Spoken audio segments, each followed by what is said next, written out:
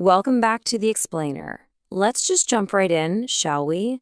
Today, we're diving into the wildly fascinating psychology of why we humans are just so hardwired to follow the crowd.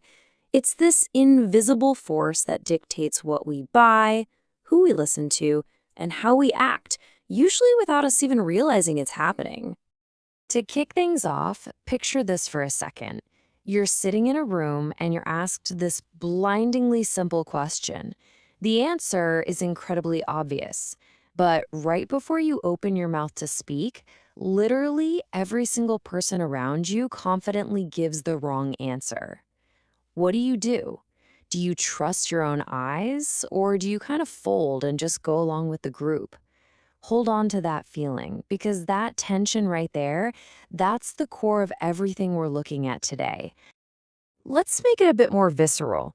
Imagine you're just strolling down a busy street in a totally unfamiliar city.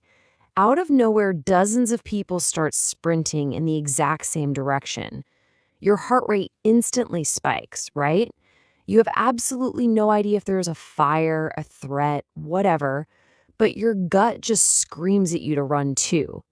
We instinctively look to the crowd because we instantly assume, hey, they must know something I don't. Which brings us to section 1, the instinct to follow. Look, we really need to understand that this herd behavior isn't some new glitch in our brains caused by the internet. No, it's a deeply ingrained ancient survival tool. We inherited this straight from our earliest ancestors. You see, our brains are basically in this constant tug of war between two competing goals. On one side, you've got accuracy, wanting to make the right call based on the facts. But on the other side, belonging, that deep primal need to stay accepted by the group. Think about our ancestors living in small tribes thousands of years ago. Getting kicked out of the group didn't just mean hurt feelings. It meant starvation. It meant death. Belonging literally equaled survival. So our brains evolved to treat social acceptance as quite literally a matter of life and death. So over time, this heavy survival instinct morphed into a mental shortcut. We call it social proof. Basically, social proof is our brain's way of assuming that if a ton of people are doing something, it's gotta be the right move. Like, imagine seeing two restaurants side by side. One is completely empty, the other has a massive line out the door. We instantly assume the crowded one is better, even if the empty one actually has an objectively superior menu. It's a super efficient mental shortcut. It saves us time, but yeah, it also makes us incredibly vulnerable to following the herd totally blindly. Moving on to section 2, the psychology of conformity. Let's take a look at what happens when these ancient evolutionary quirks get put to the test in a controlled laboratory. Because back in the mid-20th century, a few experiments totally shocked the scientific world. Back in the 1950s, a psychologist named Solomon Asch set up the exact scenario I asked you to picture earlier. He put one real participant in a room with 8 actors. Their task? Match the length of a line on a board. I mean, we're talking an unbelievably easy task here. But the catch was, the actors deliberately started giving the completely wrong answers. And the results were shocking. A massive number of the real participants literally abandoned their own eyes and conformed to the group's totally bogus answer. They denied flat-out reality just to avoid making things awkward. They simply did not want to break social harmony. But honestly, here is the most powerful takeaway from Asch's entire experiment. The number one. The researchers found that conformity absolutely plummeted the second the participant had just one single ally in the room giving the correct answer. Just one dissenting voice was all it took to give that person the confidence to trust their own judgment again. It's a beautiful thing, really. It proves that while conformity is highly contagious, courage is absolutely just as contagious. Now, without that single ally, we often get sucked into what's called pluralistic ignorance. This is such a fascinating trap. It's when almost everyone privately disagrees with what the group is doing, but they stay completely silent because they assume everyone else is totally on board. It's like being in a classroom where the teacher explains a super complex math problem. Nobody raises their hand to say they're lost because everyone is looking around thinking, oh, I must be the only one who doesn't get this. That collective silence just builds this massive illusion of agreement. And this concept of pluralistic ignorance feeds directly into the bystander effect. Picture a fire alarm going off in a crowded shopping mall. You look around, and everyone is just calmly walking around continuing to shop. Because everyone is waiting for a visual cue from somebody else, nobody drops their half-price sweaters to run for the exit. The sense of responsibility gets completely diluted in a crowd. Everyone is just standing around waiting for someone else to make the first move. All right, section 3, when crowds go wrong. So we've seen how this plays out for individuals and small groups, but what exactly happens when massive, sprawling populations get swept up in groupthink? Well, history is absolutely packed with examples of populations moving entirely irrationally in the exact same direction. Go back to the 17th century Netherlands. You had tulip mania. An entire crowd convinced itself that literal flower bulbs were worth vast fortunes just because the prices kept going up. We saw the exact same herd mentality in the roaring 1920s, right before the catastrophic stock market crash. And of course, we see it today with modern viral trends. The underlying psychology really hasn't changed across the centuries. The only thing that's changed is the speed. It's honestly fascinating how predictably these bubbles, whether financial or cultural, actually form. First, optimism spreads. That naturally leads to widespread participation. Then, overconfidence completely takes over the wheel.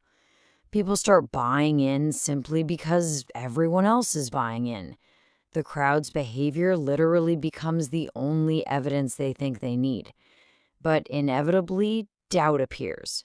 And because the whole system is propped up by social proof, the second panic selling begins, that exact same herd mentality violently drives the whole thing straight into the ground. And, this mechanism applies perfectly to rumors and misinformation, too. The absolute crucial takeaway here is this quote: "The number of people repeating a claim is not evidence that the claim is true." Think about it. When a situation is uncertain, that lack of clear information creates a vacuum.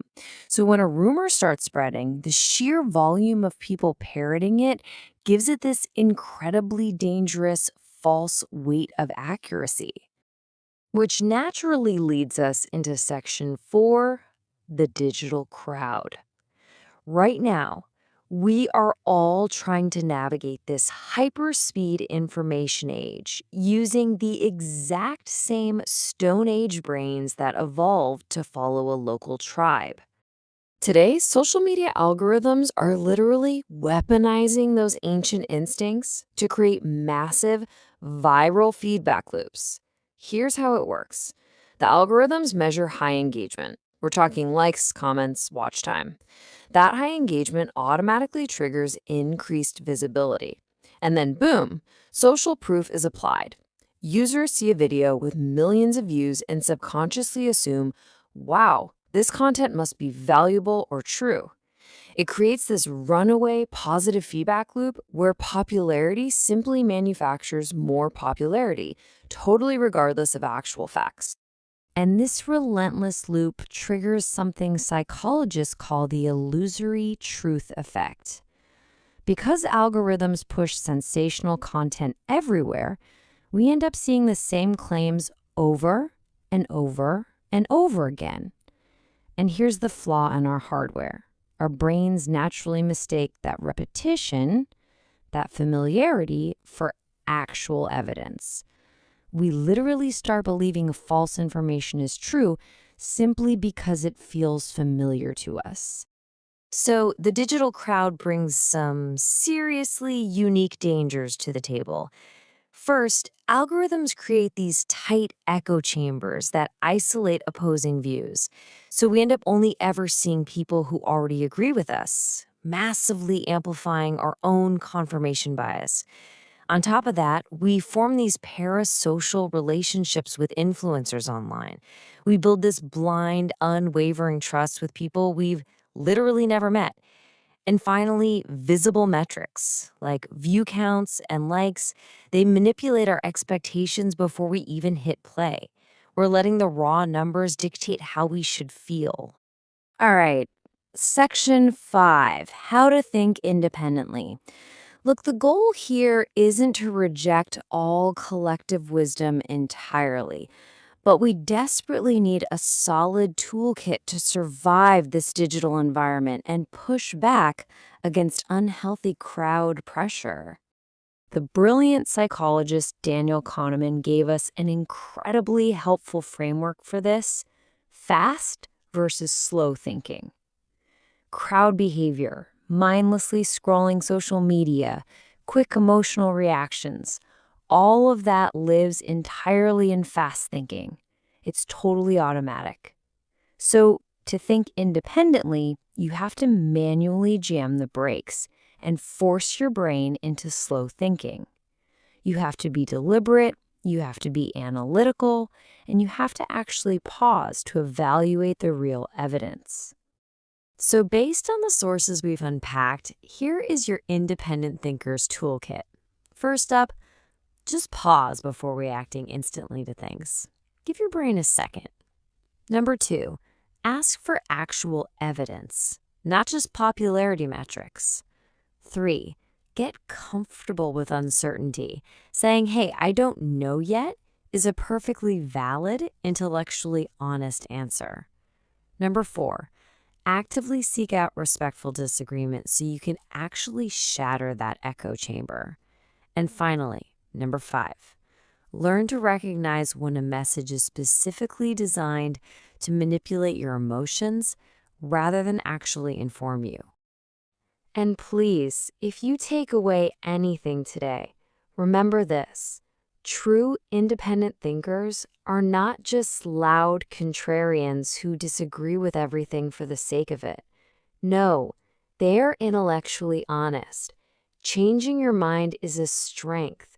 It is absolutely not a failure. That mental flexibility is a sign of immense confidence. History only moves forward because people are willing to update their beliefs when they're handed new, reliable evidence. Which leaves us with this final, lingering question to wrap up our explainer today. The very next time you make a purchase, or share a post, or find yourself adopting a brand new belief, just stop and ask yourself, are you following the crowd because it actually knows the way, or simply because everyone else is following? Because honestly, the answer might just change how you look at your very next decision. Thanks so much for joining me to unpack this today. Keep asking the good questions, and I'll catch you in the next explainer.